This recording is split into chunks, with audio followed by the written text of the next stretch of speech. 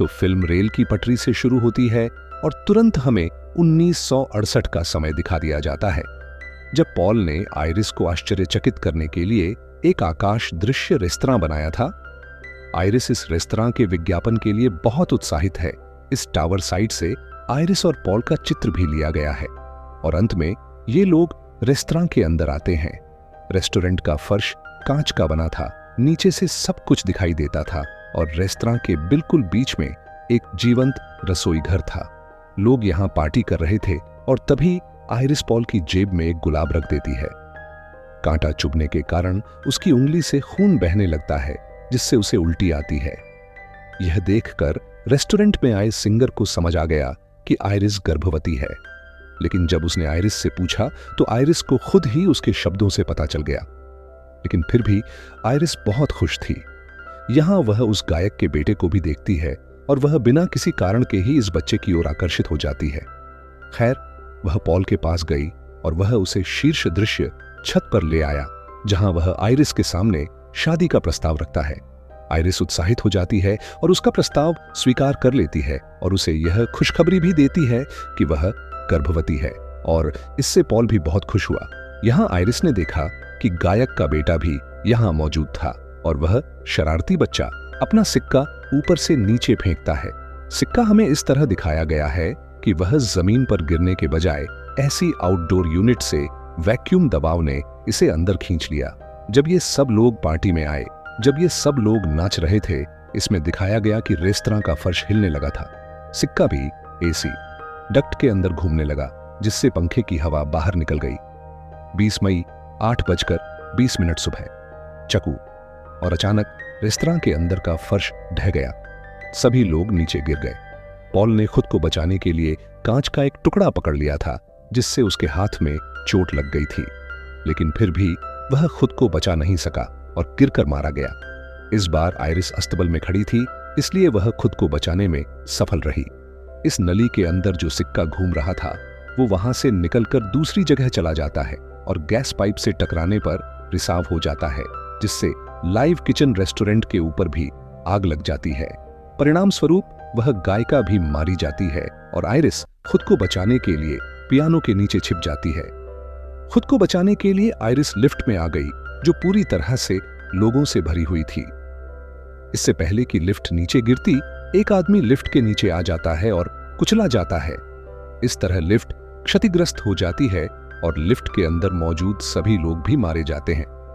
जब वह वापस ऊपर गई तो रेस्तरां का आधा हिस्सा भी एक तरफ झुक गया था। इसके अंदर घुसकर लोग अपनी जान बचा रहे थे। केवल एक पियानो ने ही इस पूरे भाग का संतुलन बनाए रखा था। वह सिक्का जो नली में घूम रहा था आकर इस पियानो पर गिर गया। संतुलन बिगड़ने से रेस्टोरेंट का यह हिस्सा भी गिर गया और इसमें मौजूद लोग भी मारे गए। आइरिस को उस गायक का एक बेटा भी दिखाया गया जिसे उसने पकड़ा था। वह उसे ले जाना चाहती थी ताकि उसकी जान बच सके, लेकिन उसके नीचे की जमीन भी फट गई।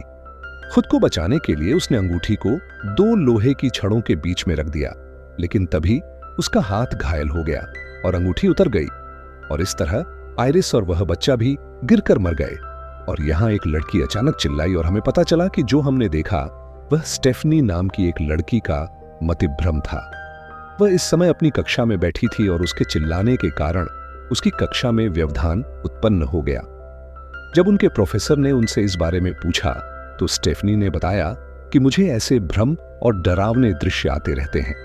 रात को भी वह यह डरावना सपना देखकर चीखकर उठ बैठी और फिर उसकी रूममेट ने उसे सलाह दी कि तुम्हें अपने परिवार से इस बारे में बात करनी चाहिए।